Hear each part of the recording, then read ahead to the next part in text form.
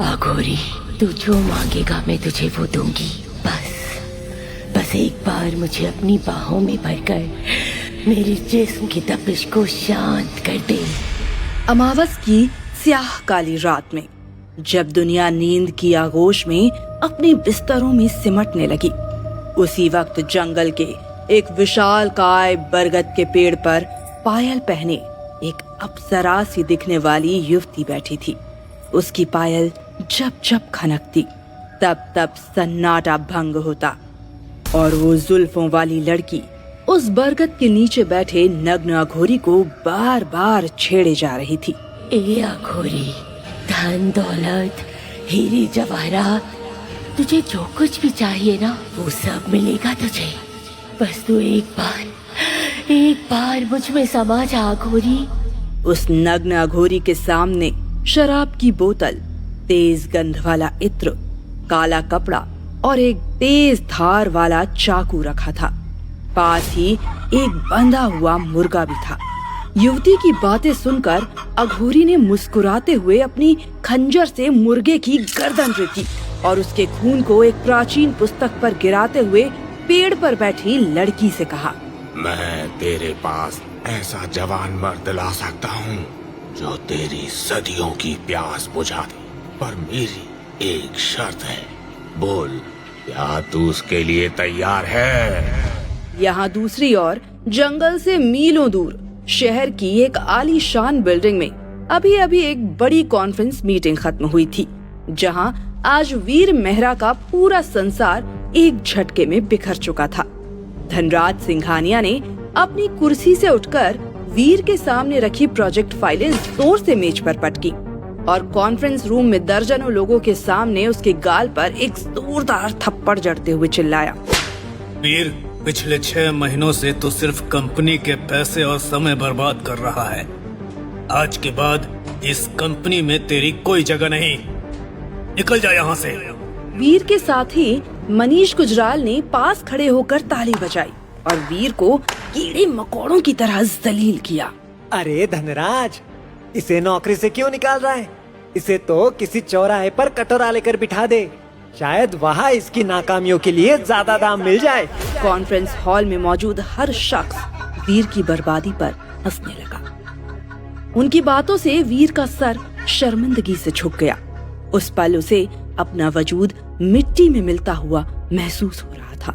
इसीलिए उसने भारी कदमों से हॉल छोड़ा और अपनी कार में बैठकर तूफानी रात में बिना मंजिल के आगे बढ़ता हुआ चिल्लाया, सब खत्म हो गया। जिस बिजनेस के लिए मैंने अपनी नींद, अपनी खुशियाँ और अपनी पहचान झोंक दी, आज उसी ने मुझे के सामने भिखारी बना दिया। यही मेरा अंत है। बारिश इतनी तेज थी कि उसे सामने का रास्ता धुंधला दिखाई दे रहा था। वो गाड़ी को गुस्से और हताशा की रफ्तार में भगाता चला गया। तभी जंगल के सुनसान रास्ते पर एक जोरदार झटके के साथ उसकी कार बंद हो गई, जिससे उसका पारा पहले से भी ज्यादा चढ़ गया। साले, तुझे भी इसी वक्त खराब होना था। तभी जंगल के घने अंधकार को चीरते हुए एक नग्न अघोरी कार के पास आकर खड़ा हुआ। उसका शरीर भभूत से लिपटा हुआ था, जिसे देखकर वीर का कलेजा एक पल के लिए मुंह को आ गया और फिर वो अघोरी बहुत शांत आवाज में बोला, बहुत भटक लिया वीर।